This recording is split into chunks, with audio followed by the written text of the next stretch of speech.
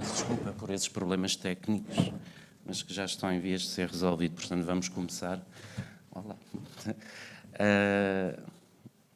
Não deixa de ser irónico, sendo que um dos eixos de trabalho deste Dia Internacional dos Museus, já agora um pequeno à parte, eram as novas tecnologias. São as novas tecnologias, que é um dos ODS.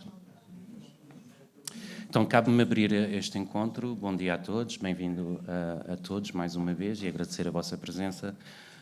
Preferir umas palavras iniciais para enquadrar o tema sobre o futuro dos museus em comunidades em rápida transformação, que foi o tema votado e selecionado para o Dia Internacional deste ano. O Dia Internacional dos Museus, 2025, desafiou-nos a pensar o futuro dos museus em comunidades em rápida transformação, criando uma renovada oportunidade para refletirmos sobre o papel fundamental dos museus na preservação da memória coletiva, na educação e no fortalecimento cultural das comunidades. O tema desafia a pensar-nos como agentes dinâmicos, adaptáveis e profundamente enraizados nas necessidades sociais do presente. Somos convidados a repensar o museu não apenas como um espaço para olhar o que foi, mas antes como um verdadeiro laboratório de ideias e de possibilidades para que o ainda pode vir a ser. 3 eixos fundamentais, como eu dizia há pouco, de atuação foram definidos em consonância com os Objetivos de Desenvolvimento Sustentável das Nações Unidas: crescimento económico, inovação tecnológica e inclusão. Parece-nos óbvio que os museus apoiam as comunidades locais ao criarem oportunidades de emprego e a oferecerem programas educacionais e de mediação que empoderam as comunidades. Todavia, demasiadas vezes subestimado no debate público e pelos nossos políticos, o nosso valor económico, como motores de desenvolvimento local, é fundamental. Em especial em cidades médias, pequenas ou até territórios rurais, em que os museus podem ter um impacto direto e estruturante na vitalidade económica das comunidades que os acolhem, potenciando, obviamente, a restauração, o comércio local, as redes de transporte, as empresas de alojamento, entre muitos outros aspectos e realidades, através do aumento de visitantes e da atividade cultural. Somos, por isso, geradores de empregos qualificados, a começar pelas profissões museais, por nós, obviamente, mas promovemos também cadeias de valor ligadas à cultura, ao turismo e à economia criativa. Investir em museus significa, por isso, investir em crescimento económico sustentável, sobretudo em territórios onde as outras indústrias têm menor expressão. Podemos atuar e devemos atuar ainda como incubadoras de inovação social e económica. Parcerias com universidades, startups, artistas locais geram, por exemplo, novos produtos, novas tecnologias e novas experiências. Oficinas, residências, mercados criativos, eventos de todos os géneros promovidos por museus podem impulsionar microempresas e ideias de negócios sustentáveis, especialmente em regiões com menos acesso a centros urbanos. As novas tecnologias, sejam elas da realidade aumentada, a digitalização 3D ou até a análise de dados e a inteligência artificial, ocupam, obviamente, um lugar importante na concretização do objetivo de sermos laboratórios de inovação. A digitalização das coleções, a criação de exposições interativas, o uso de tecnologias imersivas, como a realidade aumentada, mostram-nos como as instituições podem contribuir com infraestruturas resilientes e inovação acessível para todos. Se, por um lado, as novas tecnologias potenciam o acesso, a inclusão e a democratização da cultura, ao redesenhar a nossa forma de funcionarmos, de comunicarmos e de nos relacionarmos com as comunidades, por outro, as novas tecnologias apresentam desafios éticos, sociais e técnicos que importa debater com responsabilidade, nomeadamente os riscos e os desafios colocados por novas tecnologias como a inteligência artificial. Por um lado, podemos caminhar, na minha opinião, para uma desumanização da experiência cultural, transformando a visita ao museu numa experiência impessoal ou excessivamente digital, afastando-se da fruição sensível e emocional das obras, bem como da própria mediação humana. Por outro, podemos contribuir para o aumento de assimetrias pré-existentes, do ponto de vista da dependência tecnológica e da desigualdade digital, entre territórios e museus grandes e pequenos, urbanos e rurais. Por fim, a recolha e a análise de dados de visitantes levanta importantíssimas preocupações éticas e a falta de transparência nos algoritmos da inteligência artificial pode ainda reforçar preconceitos ou enviesar decisões curatoriais. Do ponto de vista social, que talvez seja o eixo mais importante no tema do Dia Internacional dos Museus deste ano, os museus podem e devem ser âncoras culturais das comunidades. Devem promover o acesso à cultura, o diálogo intercultural e a inclusão social. Devem ser espaços seguros, abertos à diversidade e ao pensamento crítico. Ao revitalizarem bairros, ao envolverem as comunidades locais e ao preservarem o património, os museus devem ajudar a construir cidades mais humanas, habitáveis e sustentáveis. Em suma, os museus não são apenas espaços de contemplação. São motores de desenvolvimento humano, social e económico. Ao alinharmos a nossa ação com os ODS, conseguimos torná-los mais relevantes no presente e essenciais para o futuro. Que nunca nos esqueçamos, um museu vivo é um museu comprometido com uma sociedade viva, criativa e um caminho para a sustentabilidade. Todavia, infelizmente, vivemos tempos de profundas mudanças cada vez mais aceleradas, sociais, tecnológicas, climáticas e políticas, que afetam as formas como as pessoas se relacionam com a cultura, com o passado e com a própria identidade. Neste contexto, precisamos de ir mais além do papel tradicional de guardiões de bens culturais. Devemos tornar-nos espaços vivos de diálogo, inclusão e debate, onde diferentes vozes são ouvidas e novas narrativas construídas. Significa ainda, por isso, sermos espaços efetivos de participação e de criação. Em suma, temos que abrir as nossas portas, sejam elas físicas ou simbólicas, para novas perspectivas, novos modelos de gestão, menos verticais e muito mais participativos, horizontais e democráticos. Em comunidades em rápida transformação, podemos e devemos ser pontos sólidos de ancoragem cultural, locais de resistência à homogeneização e ferramentas para a construção de futuros mais justos e colaborativos. Devemos atuar ainda como pontos entre o passado e o futuro, entre o local e o global, entre o individual e o coletivo. Ao imaginar o futuro dos museus em comunidades em rápida transformação, não podemos ignorar os desafios e as ameaças que surgem no cenário internacional, especialmente no que diz respeito à crescente repressão de políticas de inclusão, diversidade e justiça social em diversas partes do mundo, onde programas voltados para a equidade racial, de género e orientação sexual têm sido alvos de ataques legislativos e campanhas ideológicas. No momento ainda em que os museus refletem e trabalham no sentido de uma narrativa crítica do colonialismo, não podemos ignorar os atuais cenários de guerra responsáveis pela morte de milhares de civis, deslocamentos em massa, destruição sistemática de infraestruturas e um colapso humanitário de proporções alarmantes, como nunca visto, indo contra e violando todos os valores universais que devem reger a nossa vida coletiva em sociedades democráticas. Se aspirarmos, por fim, a ser espaços relevantes numa sociedade em rápida transformação, precisamos também de olhar para outros tantos problemas contemporâneos que afetam e interessam diretamente às comunidades no seu dia a dia, desde as graves dificuldades de acesso à habitação, o aceleramento e a desertificação do mundo rural, o agravamento dos fenómenos de empobrecimento e das situações de pobreza extrema, o envelhecimento demográfico, entre muitos outros aspectos, só para mencionar mais alguns, os fenómenos migratórios, a emergência climática, ela própria posta em causa por correntes ideológicas negacionistas e extremistas.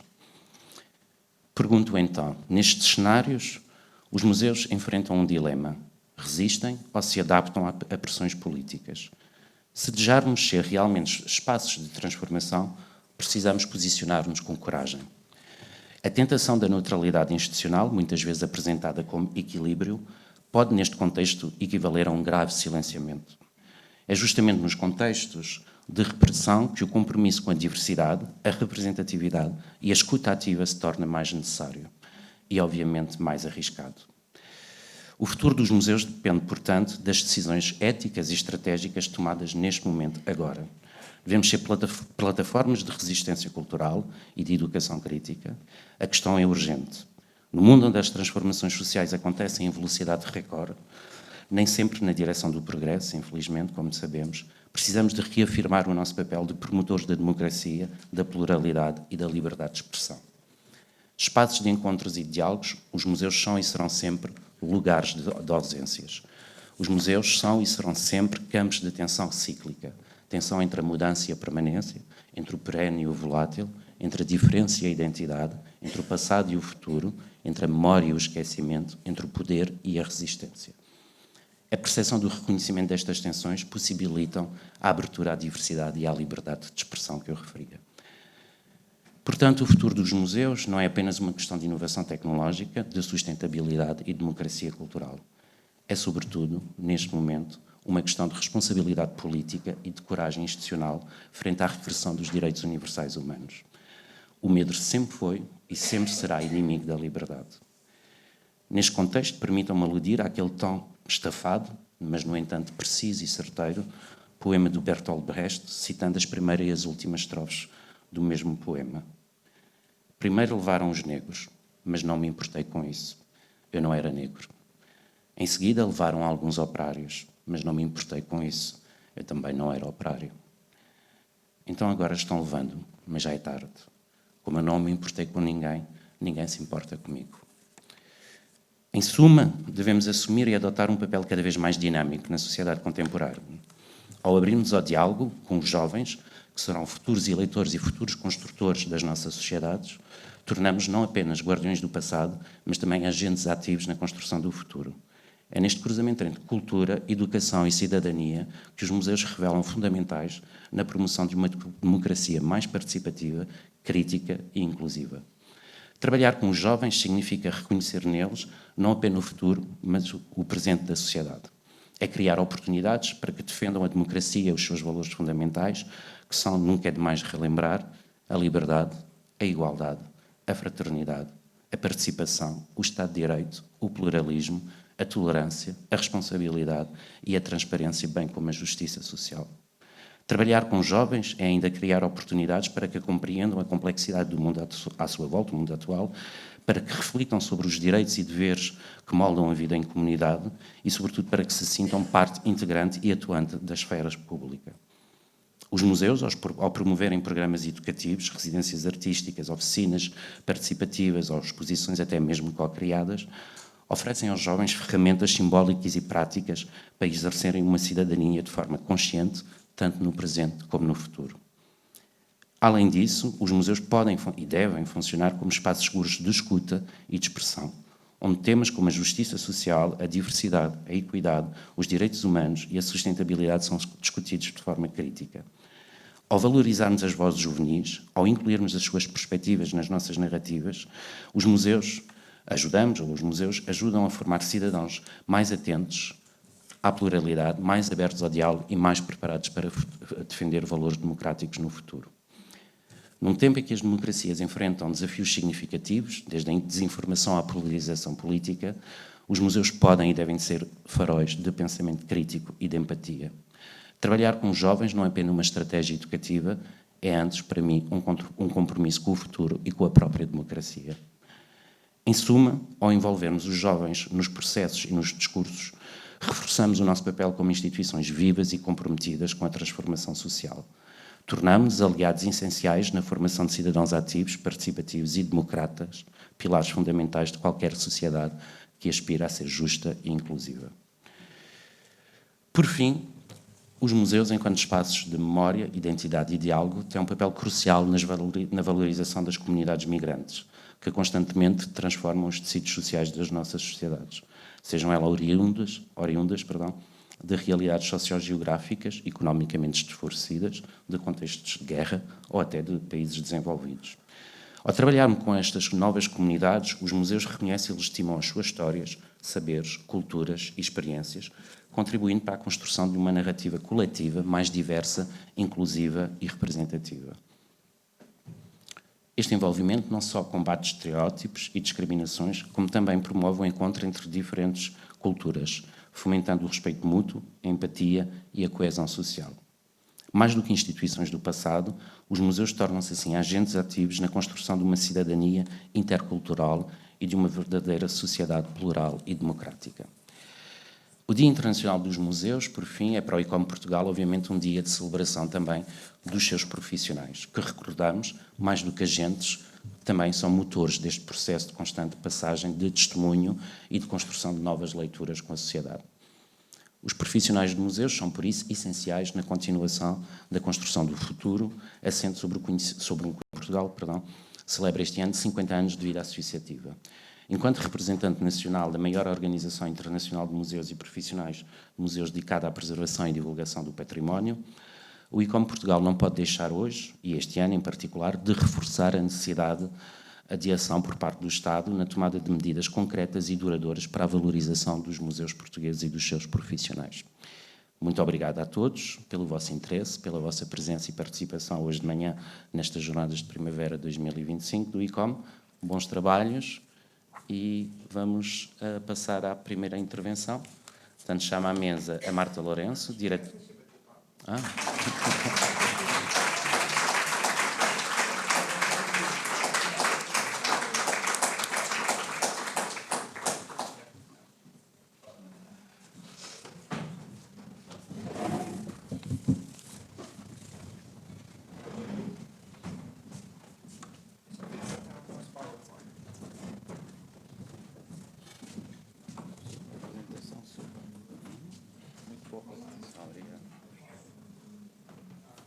Onde é que está isso?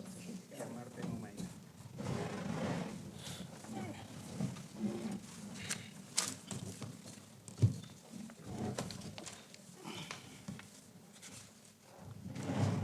O São Manuel tem um cronómetro, certo?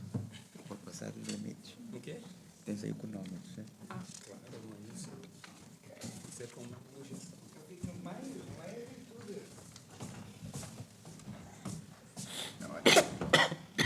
Num mundo em que as mulheres são cada vez mais decentes. É isso. Ora, outra vez, muito obrigada, David, muito obrigada, ICOM Portugal, pela esta oportunidade que, para mim, é extraordinária. Estou contentíssima de estar aqui ladeada pelo Manuel Dias dos Santos e pelo Aristóteles Candimba. É a primeira vez que nós estamos juntos para fazer esta apresentação de um projeto que começou há pouquíssimo tempo, está em curso, aliás, acaba este mês, mas começou de uma forma surpreendente para mim. Eu não estava à espera, embora nós aqui ativamente no museu procurássemos uma relação destas entre comunidades e acervos, mas ela surgiu naturalmente e por iniciativa do próprio coletivo Tributo aos Ancestrais. Nós organizámos a conversa da seguinte maneira: eu vou falar mais sobre a perspectiva do museu, como é que as coisas se articulam num contexto mais vasto de ressignificação das coleções coloniais do museu, que, como sabem, e caso não sabem, eu já vou fazer um breve resumo, são bastante significativas, desde há 10 anos esta parte. Depois, o Aristóteles Candimba vai fazer uma apresentação do próprio coletivo e também da iniciativa, de como é que tem corrido. E, finalmente, o Manuel Dias dos Santos vai fazer um género de balanço com um levantamento de questões que têm sido discutidas durante estas visitas. Como sabem, em 2015, faz agora 10 anos, ou como saberão, provavelmente nem toda a gente sabe, este museu, ou melhor, a Universidade de Lisboa, herdou do governo português o Instituto de Investigação Científica Tropical, com todo o seu património, profissionais, tudo. Isso foi um grande... claro, e quem ficou a gerir as coleções, mas não só o património, também o nome, que ainda existe, o Instituto ainda existe, foi este museu. E claro que isso causou uma perturbação, causaria sempre, porque são 2 milhões de objetos. Um jardim botânico, que é o maior da cidade, e 5 km lineares de arquivo, causaria sempre perturbação, mas ainda causa mais, tendo em conta a natureza das coleções e o facto de terem estado sempre, basicamente,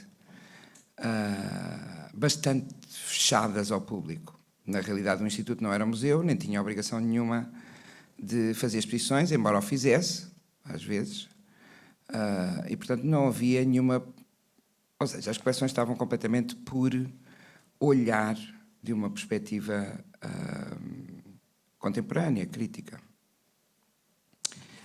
As coleções são a origem das chamadas missões científicas portuguesas. É importante dizer isso para contextualizar relativamente a outras coleções coloniais que existem em Portugal, nomeadamente, por exemplo, o Museu Nacional de Etnologia ou coleções em Coimbra. São coleções científicas. Eu não vou agora definir aqui coleções científicas. Também há arqueologia, por exemplo, também há etnografia, paleontologia, zoologia, herbários, xilotecas. É tudo que vocês possam imaginar, não é? Acho que tem tudo. Nós, quando recebemos estas coleções, criámos aqui internamente no museu, com as pessoas que estavam a trabalhar cá do ICT, um plano de trabalho nessa altura chamávamos de descolonização, agora já não chamamos de descolonização, não tenho tempo de explicar porquê, mas com 7 eixos de trabalho. O eixo mais importante foi o primeiro, que foi olhar para as coleções e identificar questões de proveniência problemáticas e também questões de objetos e informação extremamente sensível. Usámos os critérios da Associação Alemã de Museus para isto.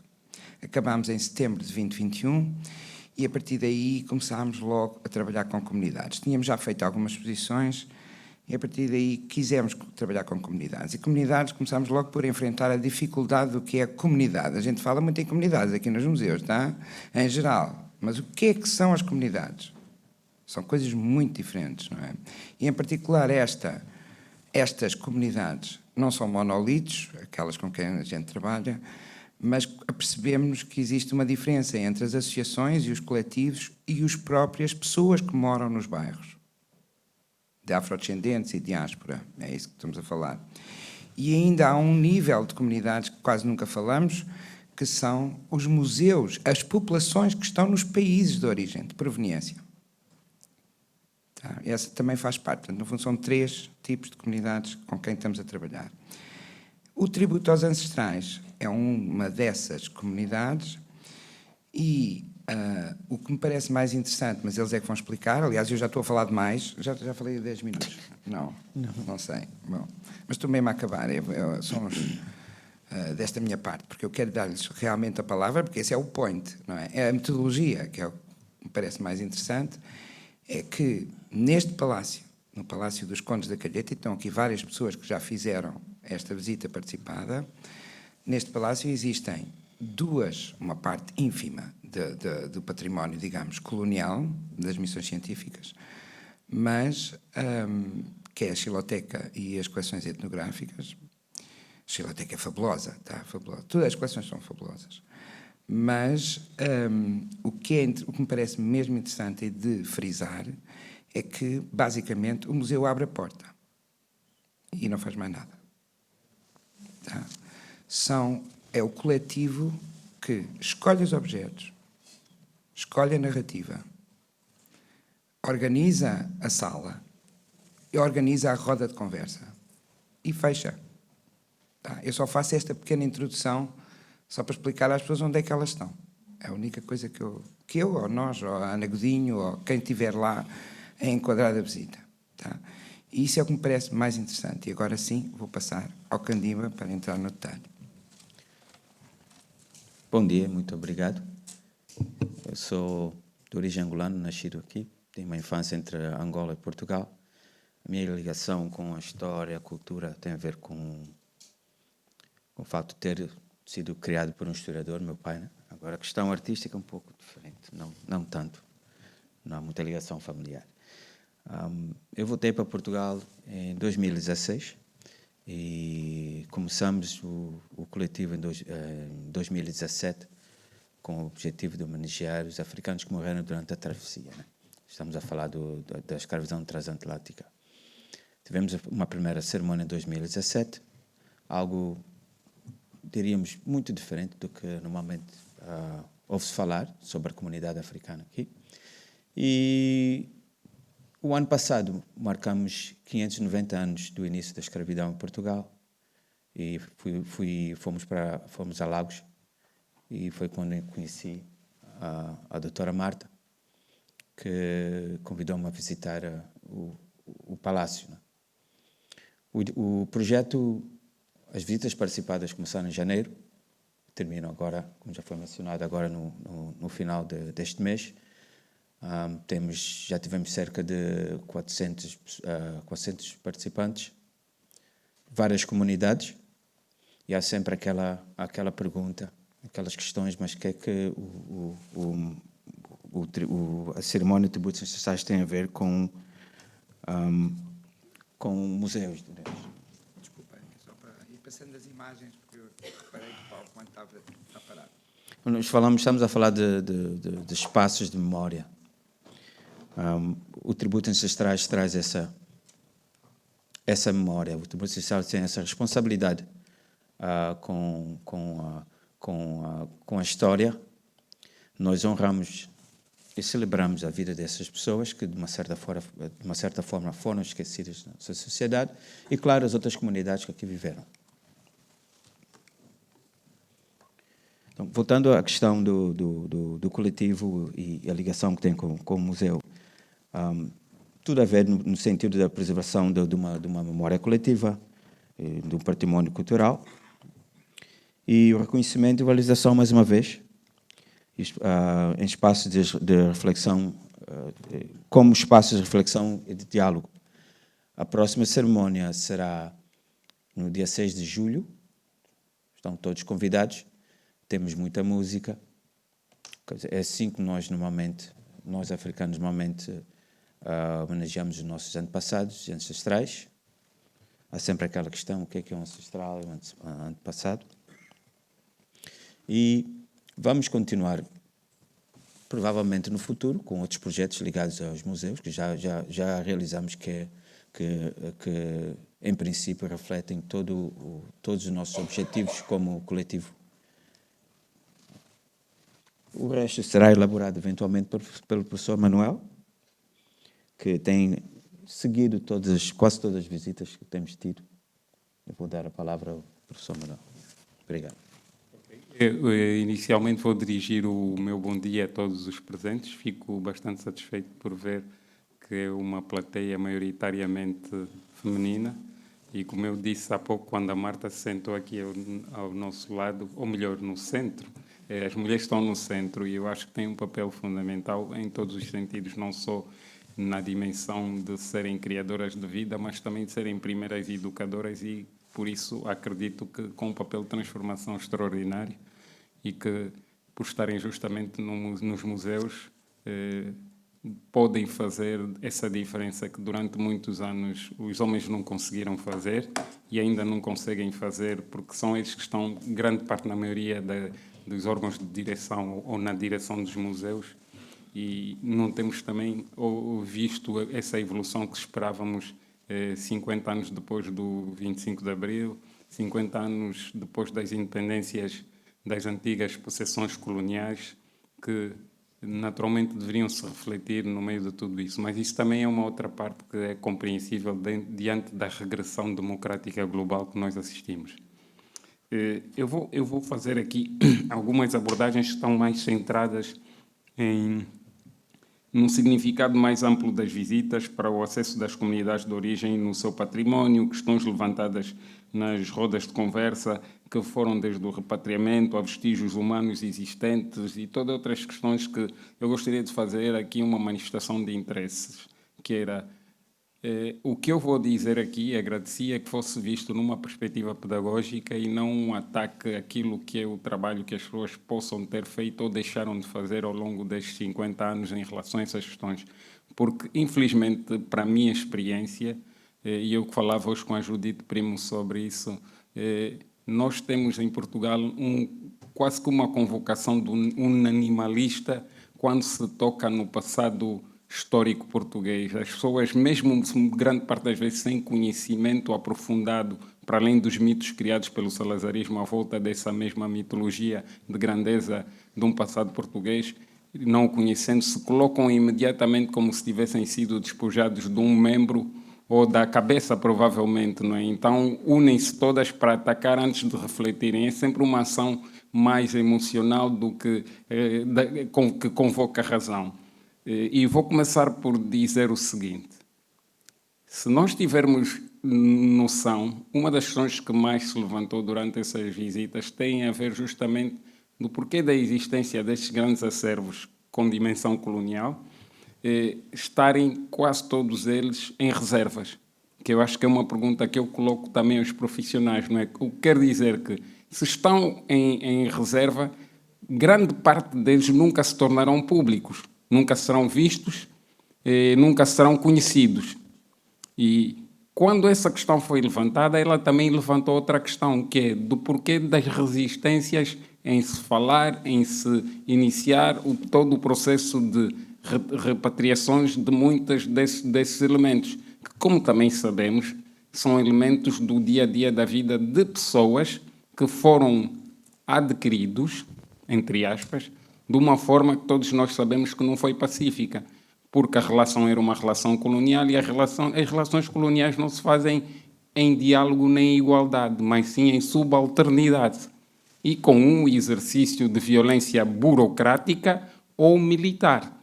Para o caso português, como o caso francês, o caso inglês, o caso alemão, foi sempre com um aparato militar muito forte, porque foram processos que se aceleraram depois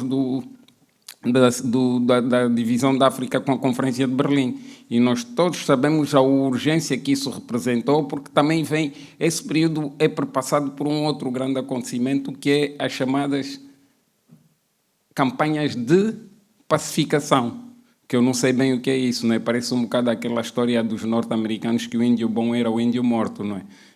E então essas campanhas de pacificação são outra convocação de imensa violência, que exigiu uma urgência de cartografar, identificar, classificar todas as pessoas naquele espaço relativamente a isso.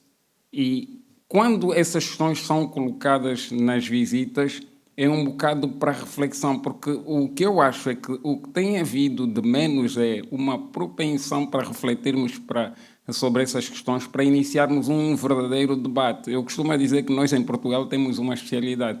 Nós somos especialistas em sabotar o diálogo. E o silêncio continua a ser a resposta que é usada transversalmente na sociedade portuguesa para todas as questões que são incómodas. Quando as coisas são incómodas, as pessoas respondem, em regra geral, com silêncio, que é uma forma de dizer tudo sem dizer nada. Depois temos, então, um outro questionamento que foi levantado, que também está relacionado com uma outra dimensão, que é a forma como também se pode descolonizar a ciência, porque a ciência ela teve um papel profundamente marcante no processo colonial. Ela se assumiu, de facto, como um instrumento da colonização e que, grande parte das vezes, quando nós falamos da ciência, nós não lhe queremos olhar essa parte de colonizadora que ela teve, a ponto de termos também no museu e se refletir muito essa questão, a xiloteca.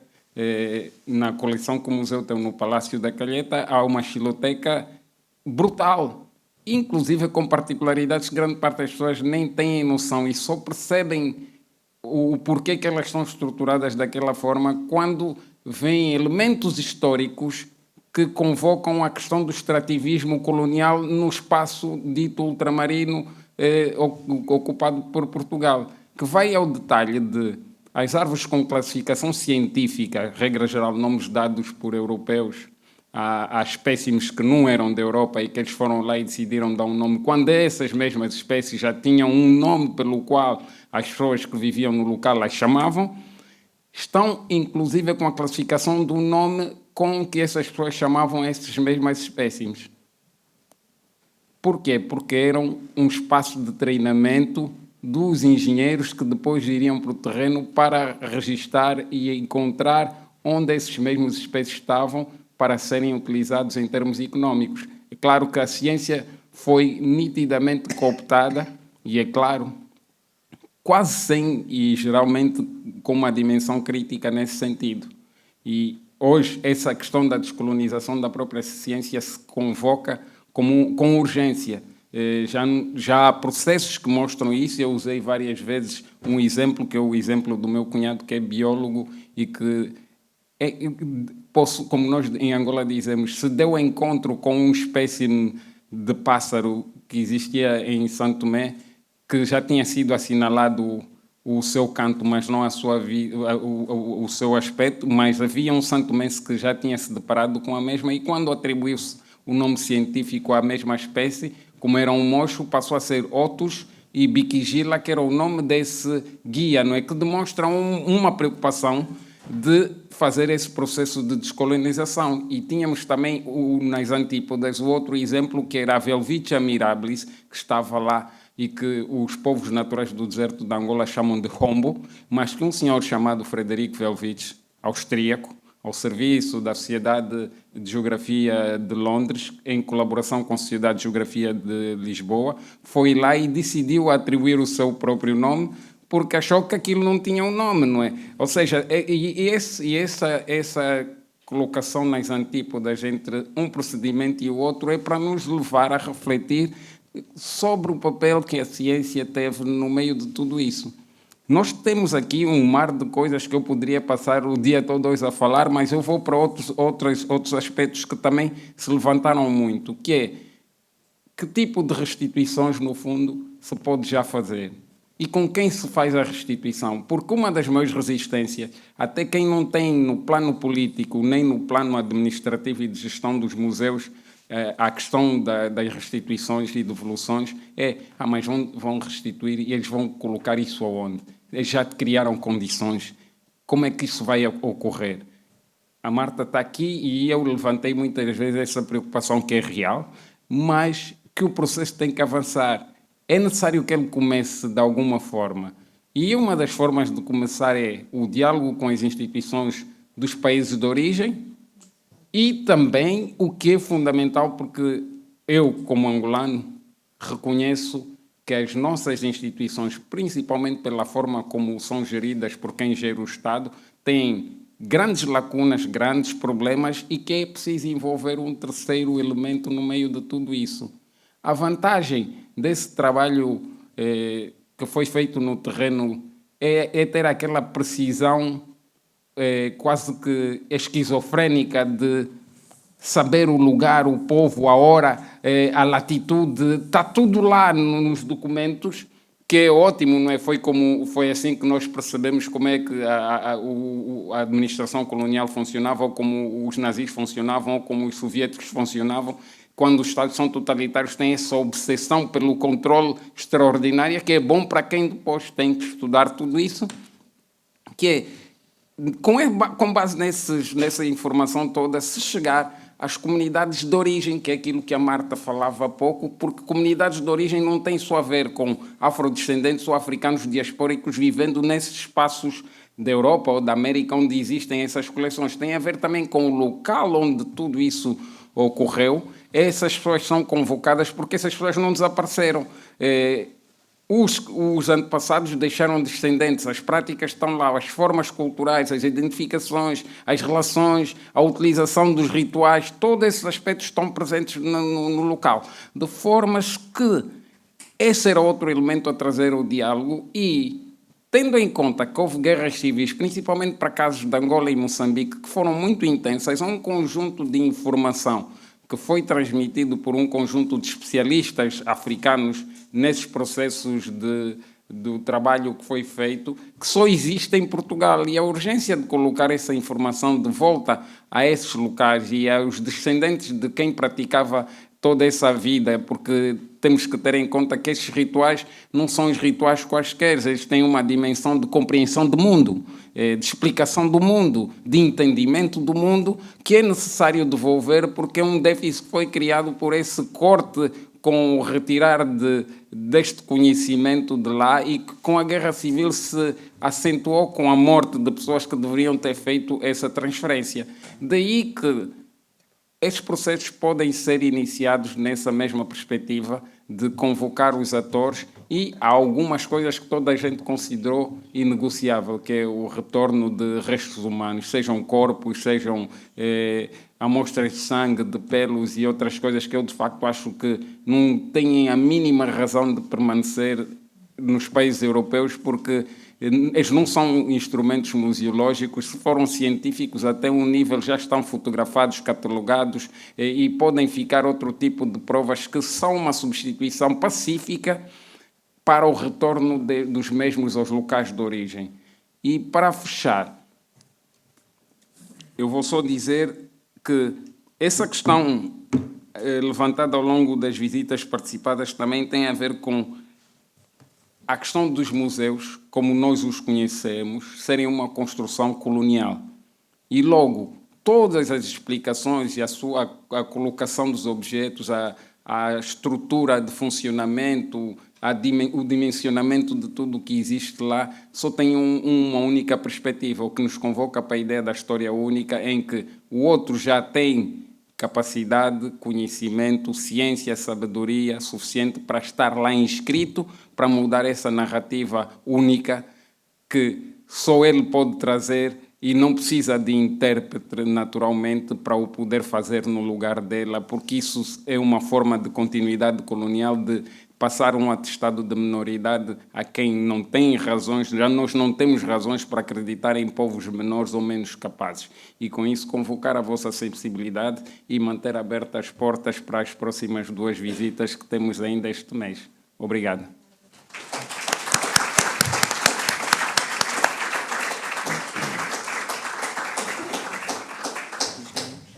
Não há perguntas, não? Não, se alguém quiser. Debate a seguir. Está bem. Recebemos mais uma intervenção e deixamos as perguntas do conjunto. Chamo então a Raquel e a Gabriela da Rocha para a mesa. Vêm-nos falar do projeto do Museu na Aldeia, que já é um projeto conhecido. E o título da sua intervenção será Museu na Aldeia, comunidades que partilham, são comunidades do futuro. Para quem não sabe, a Raquel é professora de música, artista comunitária e terapeuta expressiva, é licenciada em Educação Musical e colabora com a Sociedade Pôs, em Leiria, onde atua e onde trabalhou especificamente no projeto do Museu na Aldeia. A Gabriela da Rocha é museóloga, especializada em digitalização e impressão 3D do património cultural, colaborou de perto na qualidade de museóloga com o projeto Museu na Aldeia e integra atualmente o Conselho Consultivo do The Best in Heritage e trabalha no projeto Património Cultural 360, dedicado à digitalização de coleções e monumentos.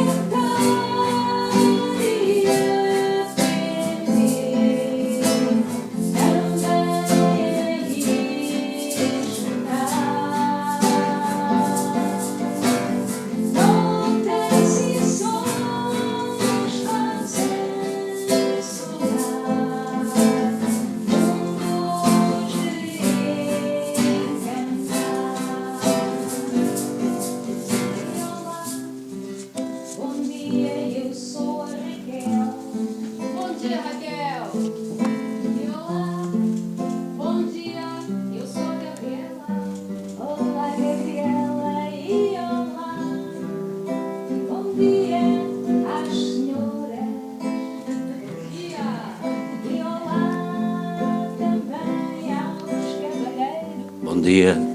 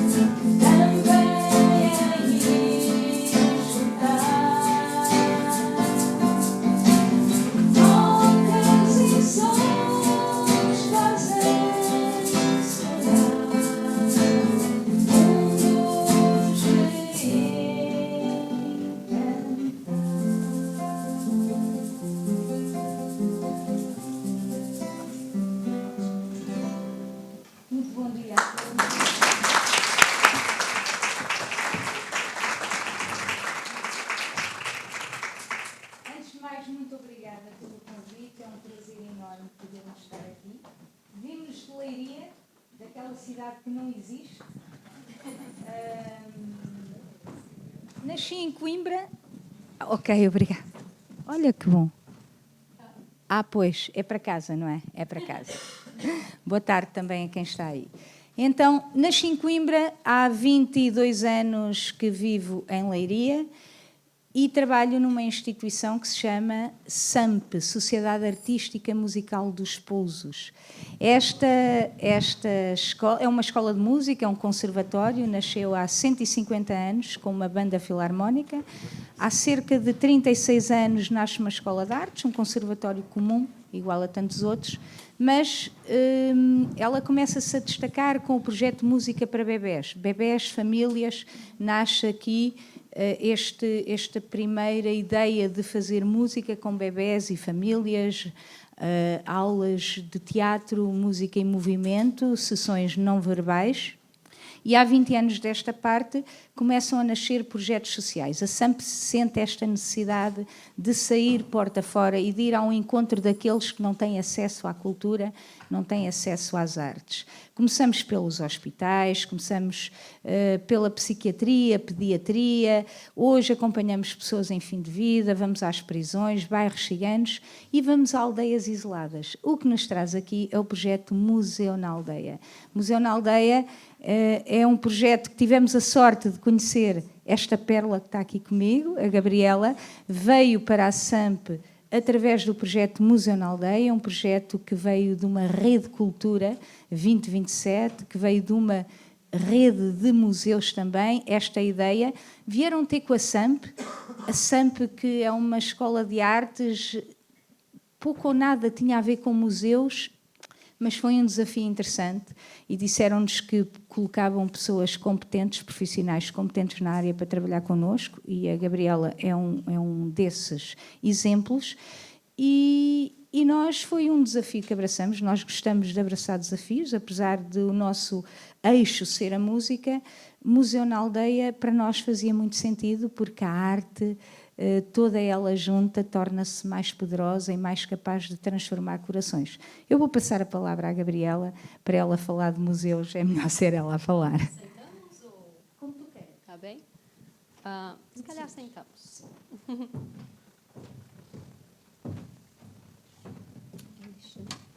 Aqui está o teu nome, é isso?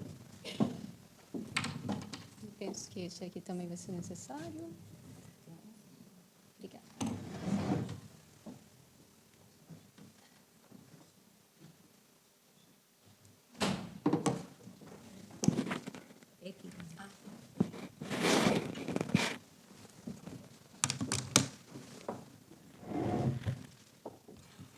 Então, muito bom dia a todos e a todas. Primeiramente, obrigada pelo convite do ICOM e do museu também para estar aqui nas jornadas.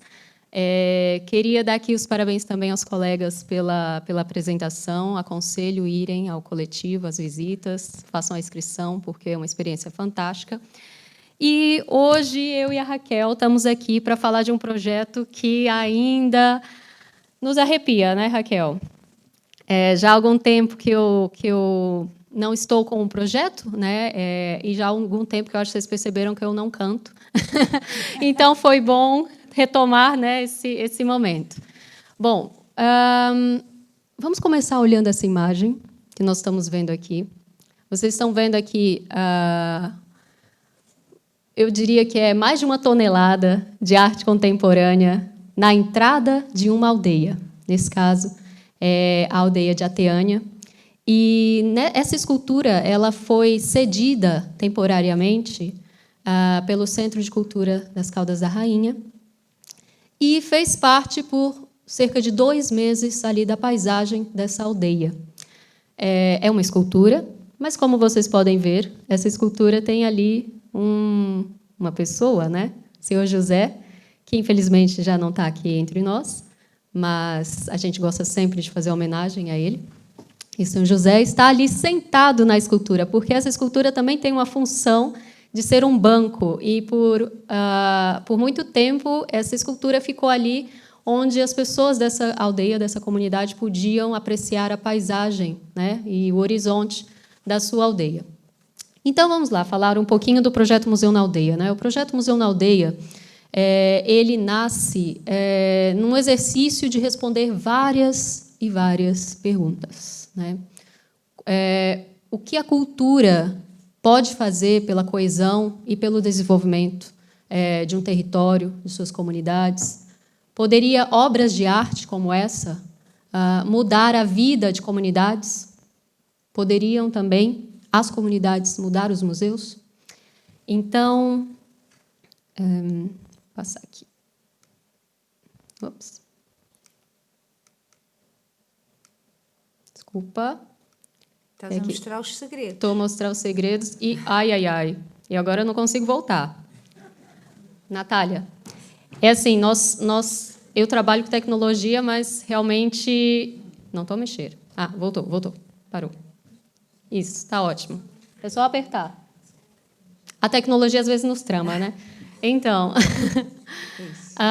bom, o projeto Museu na Aldeia ele nasce do diálogo de 26 municípios. Nós temos aqui um território imenso, né? Em que estamos ali abrangendo Leiria, Médio Tejo, Oeste, vários municípios desses três territórios, e nasce do diálogo e também de um desafio, né, que seria a candidatura de Leiria à Capital Europeia da Cultura. Esse projeto ele contou com a colaboração de muitos e muitos agentes, imaginam, 26 municípios, são ali políticos, profissionais de museus, técnicos, autarquias, juntas de freguesia, coletividades, instituições religiosas, instituições acadêmicas, todas ali colaborando com este projeto. E aqui o que vocês podem ver é, basicamente, todos os municípios que fizeram parte desse grande exercício, né, de responder essas perguntas.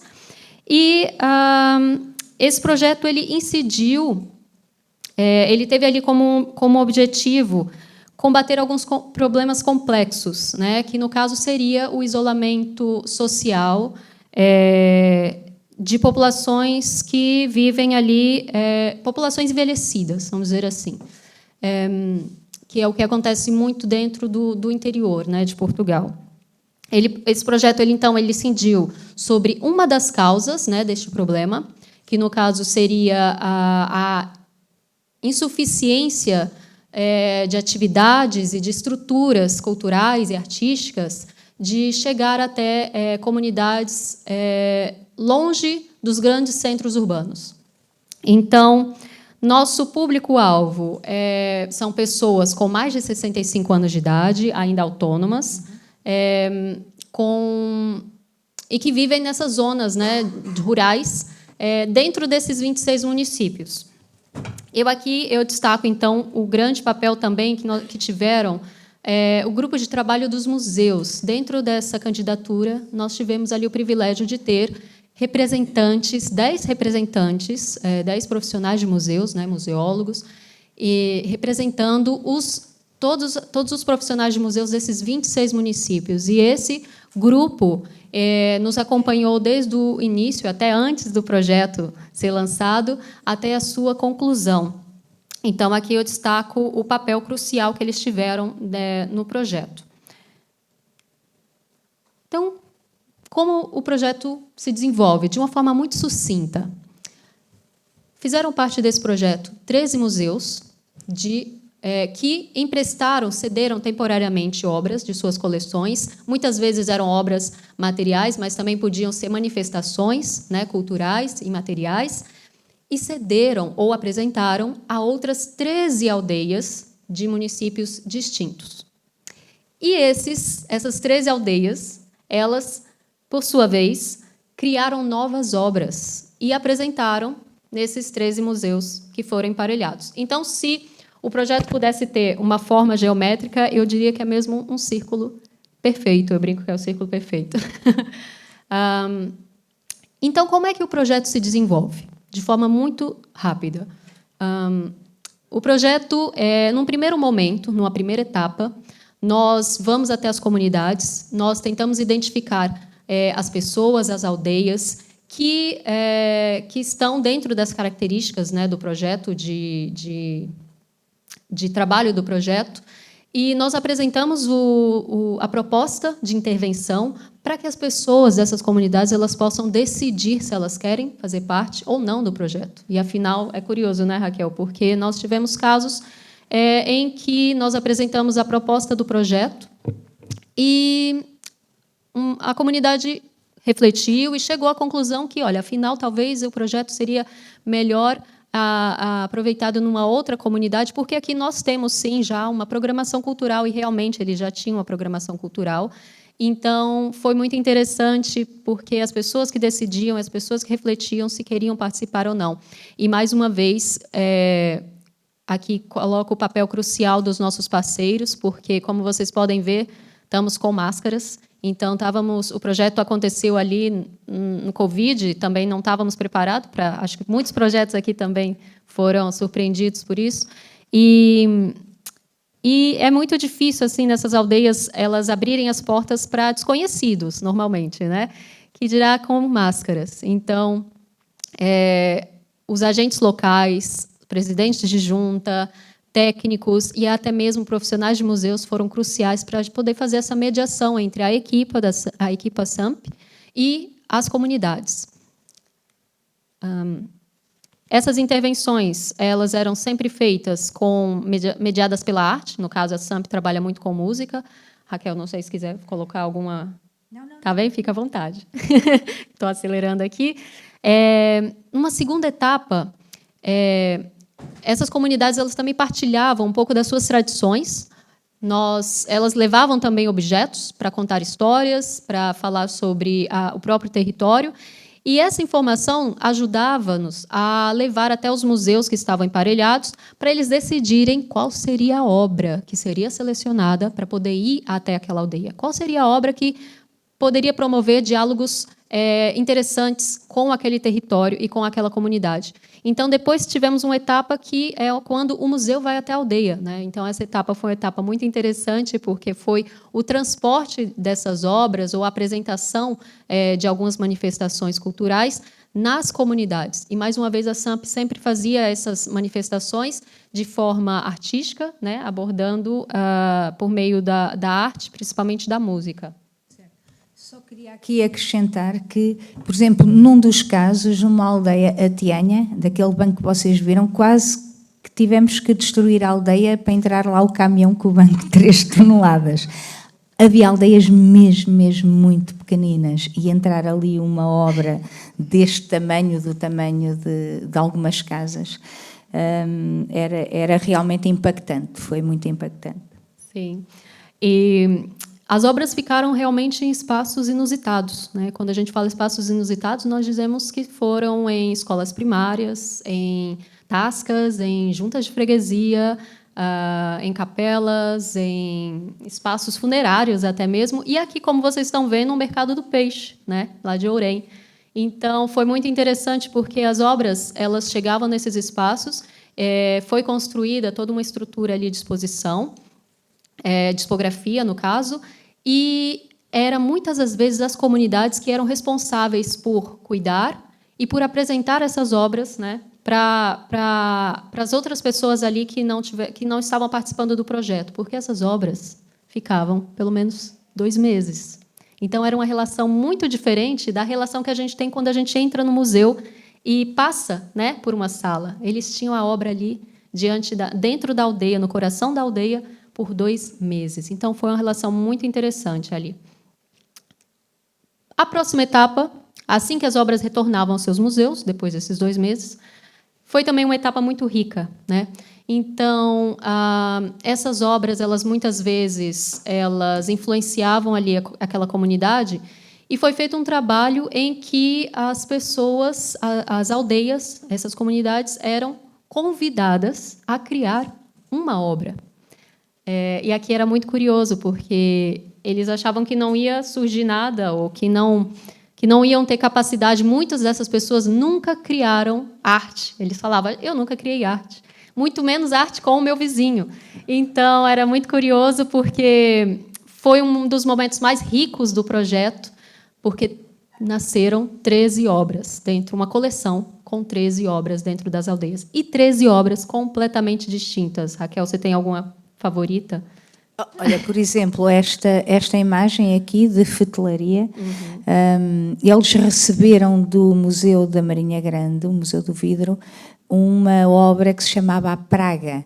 Era feito com colheres, com lâmpadas, vidro, e eles inspiravam-se, a ideia era inspirarem-se na obra que receberam. A obra, quando vai para a aldeia, também já vai com o intuito de estudarmos a aldeia antes, para tentar perceber o que é que se podia enquadrar, e eles, ao ver aquela obra, quiseram também levar algo da aldeia. E então eles diziam-nos, ok, nós aqui na aldeia, para nós vivermos durante muitos anos, precisamos de vento. Nós queremos levar o vento. E nós, uau, olha que grande desafio, querem levar o vento até ao moinho, até ao Museu do Vidro. E pronto, e é isto, ok. Eles de repente vêm-se a criar sem, como isto que a Gabi dizia, não é? Dizendo, eu nunca criei, eu não sei, mas o que é certo é que foi tudo feito por eles, connosco aqui sempre a acompanhar, mas as ideias, depois as penas de galinhas, para quiseram criar moinhos de vento, usar garrafões ali, como se vê o vidro, para linkar com o museu, e é realmente extraordinário depois. Mas continua. Exato. Ou seja, as obras dos museus foram um ponto de partida para esse momento que a Raquel está falando, esse momento de cocriação, porque foi um processo de cocriação também entre a equipa, entre os agentes locais e, claro, a própria comunidade que decidiu o que ela gostaria de levar. Muitas vezes as comunidades queriam levar ao museu algo que não estava necessariamente relacionado a obra que foi visitar, né? Elas às vezes queriam falar sobre elas mesmo, enquanto pessoas ou enquanto um coletivo. Então, foi muito interessante, muito rico esse momento. Elas tiveram também ali experiências com várias técnicas de arte. Foi mesmo um momento em que elas puderam experimentar várias formas de fazer a arte e também levar a forma delas fazerem arte, né? Para a gente poder também aprender ali um pouco com elas. E daí surgiram várias obras muito curiosas. Então, aqui eu estou mostrando um exemplo de uma das obras da aldeia de São Bento, que fica em Porto de Mós, que recebeu uma manifestação, que recebeu uma obra, né, vamos dizer assim, do Museu da Renda de Birros, né, que acabou recebendo obras de Peniche. E essa comunidade ela decidiu fazer uma homenagem a muitas coisas que acontecem ali, né? Aqui, no caso, eles queriam falar sobre os bolinhos de festa que eles faziam, mas eles também queriam fazer uma homenagem à paisagem, né, local. E não sei se conhecem ali em São Bento, temos ali uma praia jurássica. E essa praia jurássica está ali no quintal dessas pessoas, praticamente.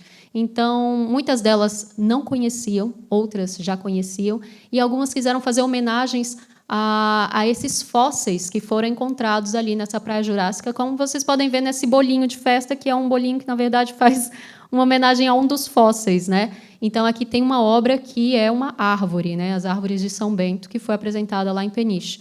Mas também surgiram outras obras curiosas, surgiram comunidades que decidiram que não, a nossa obra não vai ao museu, a nossa obra fica na aldeia, como é o caso aqui de Folgarosa, né? As nossas artistas, elas já tinham muitas práticas de trabalhar com arte, elas têm um espaço em que elas vão fazer os trabalhos delas, E elas queriam algo novo, elas queriam algo diferente. Então, elas receberam do Museu de Arte Popular um grande tapete que impressionou ali pela dimensão. E elas falaram: a gente também quer fazer um grande tapete. E a gente quer colocar esse grande tapete na entrada da nossa aldeia para receber as pessoas. E elas queriam novidade. Então, a gente apresentou aqui, no caso, arte urbana, né, ou diria arte rural, em que elas criaram realmente ali com stencils, criaram os padrões, e com stencils elas foram criando esses tapetes. Tem uma curiosidade, né, Raquel, desse tapete. Sim. Quer falar? Não. Quem for a Folgarosa visitar, acho que ainda existe ali o tapete, porque como está no lugar de passagem, elas foram muito curiosas, porque parece que está tudo muito padronizado, mas há um padrão que não está bem, que não está na sequência, e elas não contam. É só quem vai até a aldeia que vai descobrir qual é esse padrão que está fora da sequência. Então, vamos aqui avançar para as próximas obras. Essa é a obra que a Raquel estava a falar. É uma comunidade que decide levar o vento para ser apresentada. É algo muito abstrato. Para mim, é algo altamente artístico. Essa comunidade, como vocês podem ver na própria paisagem, né, e a Raquel já mencionou, tem uma relação muito forte com o vento, principalmente na agricultura, que era o vento que soprava e eles levantavam a palha, e essa palha que voava com o vento dizia se estava no momento certo ou não de fazer a colheita. E eu quis chamar a atenção para um depoimento do senhor João Neto, que o senhor João Neto, depois de ver a sua obra, né, a obra que foi criada pela sua comunidade no museu, ele vira-se para nós e fala: eu não acreditava ser possível transformar o vento em arte. Então, essas pessoas passaram a acreditar no inacreditável, né, e foi um resultado muito bonito também. Pronto, e depois temos ali a última etapa do projeto, não diria a última, mas uma etapa que fecha esse ciclo, que é quando a aldeia vai apresentar essas obras que foram criadas nos museus. Então, os museus abrem as suas portas, essas aldeias acabam reencontrando aquela obra que um dia habitou a sua aldeia, e as comunidades retomam seu espaço naquele museu. Aqui, no caso, são criadas exposições, e a SAMP sempre faz uma intervenção de apresentação para cada uma das 13 comunidades com relação ao museu. Então, é feita ali uma performance, um trabalho artístico em que envolve músicos, envolve uma bailarina, envolve artistas, envolve a própria comunidade nesse momento de apresentação e de revelação da sua obra. Essas obras depois ficaram em exposição nos museus e depois retornaram para as comunidades, para as suas aldeias. E, claro, que cada comunidade estava criando a sua própria obra, mas essas comunidades nunca tiveram ali contato uma com as outras, elas não sabiam exatamente o que estava sendo criado. Então, foi aqui o momento, né, do grande encontro. Raquel, não sei se quiser falar aqui um pouquinho como é que foi esse Foi momento. a oportunidade de juntar todas estas comunidades. Pela primeira vez juntaram-se, foi apresentado um documentário, temos um documentário feito do projeto, um teaser, temos alguns produtos e foi criada uma obra neste dia, naquele instante, esta obra, que só aconteceu ali. Cada comunidade trouxe um objeto da sua aldeia e depois foi colocado nesta, como é que vocês chamam isto? É uma instalação artística Uma feita instalação. por um artista que faz uma homenagem às paisagens, às montanhas, às curvas, né? E cada um, então, caminhos. teve ali a sua participação e esta obra criou-se neste dia do espetáculo, foi feita uma performance de 1 hora para mostrar todas as peças, todas as obras que cada comunidade criou e também foi desfeita depois no fim do espetáculo, cada um voltou a levar a sua peça. Não é? É uma arte efêmera, completamente. Era o momento, uma homenagem ao momento. E, claro, o projeto recebeu muitos reconhecimentos, né, da APON, da Patrimônios.pt e de um prêmio que, para nós também, nós consideramos muito importante para o projeto, que é a Europa Nostra, né? O projeto ele foi reconhecido pela primeira vez. Portugal já recebeu vários prêmios da Europa Nostra, mas, pela primeira vez, o projeto trouxe para Portugal um prêmio na categoria de envolvimento e sensibilização dos cidadãos. Então, foi muito, muito importante para todos os envolvidos esse reconhecimento.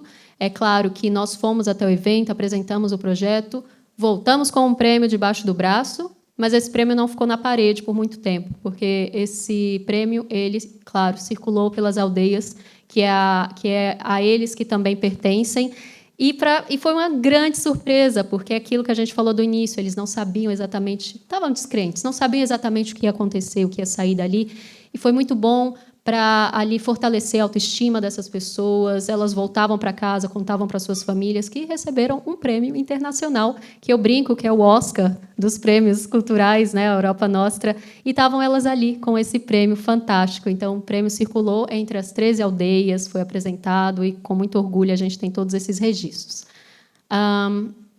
É claro que o projeto também visa combater não só o isolamento geográfico e o isolamento social, mas esse projeto também teve uma grande componente de tecnologias, né? Então, a gente brinca que é o isolamento no tempo, que às vezes a gente está ali sem saber o que se passa no mundo. E aqui eu deixo vocês todos muito à vontade para falar, fazer comentários mesmo, mas por que nós vamos invadir aldeias, ambientes rurais com todos esses equipamentos, todos esses aparatos tecnológicos, né? Afinal de contas, estamos falando de idosos. Será que eles têm interesse sobre isso? Será que eles vão compreender? E aqui a gente vê algumas imagens de algumas intervenções que foram feitas, os tipos de tecnologia que foram utilizados ao longo desse projeto para fortalecer o diálogo que a gente gostaria. Então, no caso, foi a tecnologia de realidade virtual. Nós fizemos visitas virtuais para que outras comunidades pudessem ver as obras das outras comunidades, que foram até as comunidades. Nós também, a tecnologia de impressão 3D, que ajudou também a criar réplicas, como vocês podem ver ali, da obra de Alcobaça, para que os idosos pudessem tocar nessa obra, que eles pudessem manusear a obra através da réplica, e teve até tecnologias de um robô que ajudou a criar uma das obras da comunidade, né? No caso, o banco de Ateânia. E aqui a gente passa da premissa que a gente não quer pensar ali nessa visão muito capacitista de que só porque essas pessoas elas nasceram, cresceram em outras gerações, que elas não vão compreender ou não vão saber experienciar essas tecnologias. Muito pelo contrário, foi um momento de experiência para todos. Eles estavam sempre muito, muito abertos a tudo. Inclusive, no momento do robô, como vocês podem ver, a comunidade foi até o local do robô para ver como funciona essa tecnologia de impressão, né, em betão. E até dentro da comunidade tínhamos também uma pessoa que trabalhou na engenharia civil e conhecia. Então, foi uma experiência muito positiva para todos. E a gente passa muito dessa premissa que nós não podemos pensar que eles realmente não têm esse direito de saber o que está se passando de mais novo, né, em termos de tecnologia, porque essas pessoas também apreciam. Se a gente for parar para pensar, nossos avós, eles sabem trabalhar muito bem com uma tecnologia que há 20 anos atrás não era tão viável, que é o telemóvel, né? Então, é claro que eles também apreciaram muito essas novas tecnologias e que a gente, de certa forma, tentamos não ignorar a incrível capacidade adaptativa humana, né? E aqui mostra um vídeo, não sei se está sem o áudio.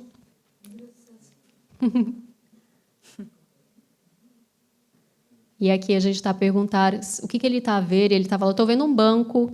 Ele estava vendo, aqui a gente criou uma exposição com todas as obras, com as obras que foram, né, as obras que foram digitalizadas e que foram para outras aldeias. E foi muito divertido, porque eu gosto de pensar que... Eu vou fazer aqui uma pergunta para vocês. Quem aqui ainda não conhece a tecnologia de óculos de realidade virtual? Quem aqui nunca experimentou?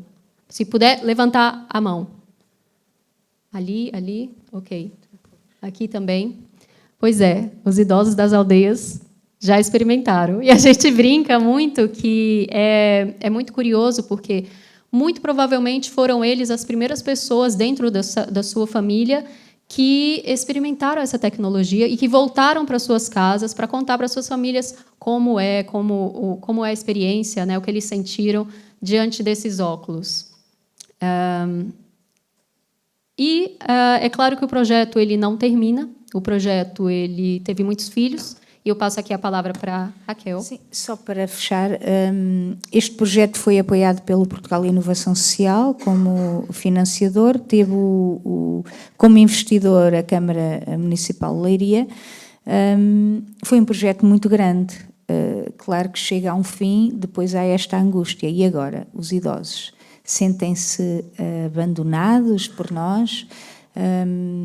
Sentimos sempre um bocadinho esta angústia de projetos que são financiados e depois acaba o seu financiamento. E então lançámos aqui um desafio às autarquias num projeto mais pequeno. Nasceu Gerações em Linha, que é pegar nestes idosos que criaram a sua obra, que passaram por esta experiência e levá-los às escolas, neste caso os terceiros anos do primeiro ciclo, levar a partilhar esta experiência. Os idosos foram às escolas e foram explicar às crianças o que é que foi o Museu na Aldeia, o que é que eles fizeram, o que é que construíram, o que é um museu, porque é que é importante cuidarmos do nosso património. E foi muito interessante ver esta relação e esta intergeracionalidade entre idoso, entre crianças. Depois as crianças foram convidadas a fazer qualquer coisa em sala de aula com o professor. E também houve um momento, então, num fim de semana, que fomos a um museu ligado a essa comunidade, em que as crianças foram apresentar aquilo que construíram na sala de aula, os idosos também meteram em exposição a sua obra de arte, e os pais aí também tiveram a oportunidade de ver e de conhecer o projeto com os seus filhos. Os filhos já conheciam, os pais ainda não. Este é um projeto que os municípios que têm interesse adquirem, e nós depois vamos falando com as comunidades, ver quem é que tem interesse também. Para além do Gerações em Linha, nasce também Podes passar, Gabi? O Songeneira. O Songeneira foi também baseado neste Museu na Aldeia, mas aqui vamos a novas comunidades, fomos às comunidades que não criaram obra de arte, que não tiveram, ou seja, vocês no início aperceberam-se 13 museus, 13 aldeias, fomos às comunidades dos museus, ou seja, foram comunidades que não participaram a fazer, era o museu é que participava a doar a sua obra, então fomos procurar comunidades desses municípios que não tiveram comunidade, e com eles vamos criar sons, ou seja, vamos recolher o património sonoro da sua comunidade, da sua aldeia. Esta aldeia identifica-se com que sons? E então andámos a percorrer lugares onde eles já não iam há muitos anos. Eles choraram quando chegavam lá e diziam: há tantos anos que eu não venho a este lavadouro. Recriar os sons que faziam, as canções que faziam, e com tecnologia também de ponta, para gravar em qualidade. Depois levámos a estúdio as recolhas que eles fizeram, os sons que produzimos, levámos a estúdio para tornar ali uma obra sonora também de qualidade, e depois foi apresentado também num grande espetáculo e deixado nos museus que se fazia sentido aquelas obras sonoras. Isto são projetos mais pequenos, que são os municípios que podem adquirir. Songeneira e Gerações em Linha. Gerações em Linha, usando os idosos que já participaram no Museu na Aldeia, Songeneira, vamos a novas comunidades. É um pouco assim, não é? Então, vamos mostrar aqui só um pequeno vídeo muito rápido, já estamos a finalizar. Não sei se vai ter o áudio, mas eu imagino que na gravação sim. Sim.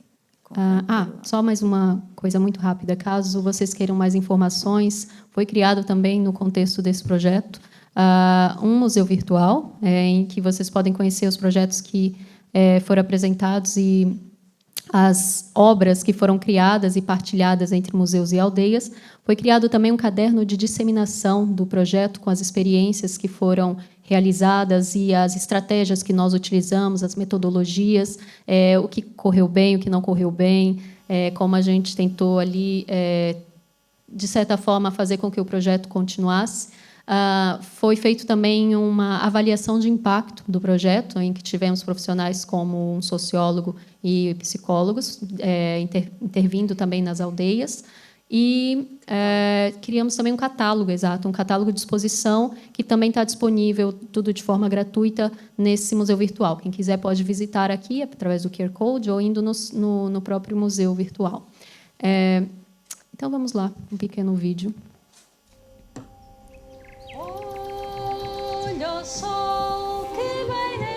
A Pianha é pequenina, mas é uma aldeia com história. Fazer parte de um museu vai ficar para a memória. Os meninos vão correndo ver o sol chegar. Vocês perceberam mesmo onde é que ele queria chegar? Ele queria chegar mesmo aqui.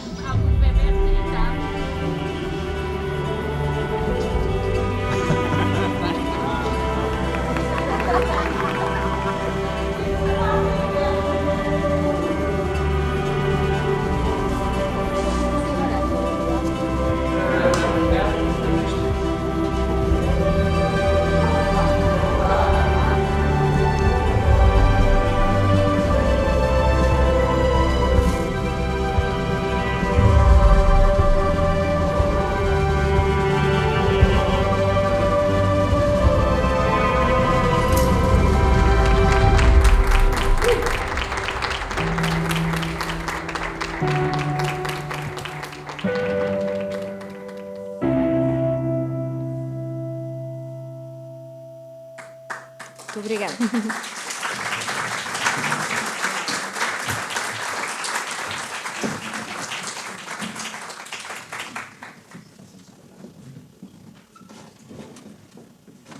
Peço que reservem as vossas perguntas para um momento de debate final mais alargado, não é? No final da manhã.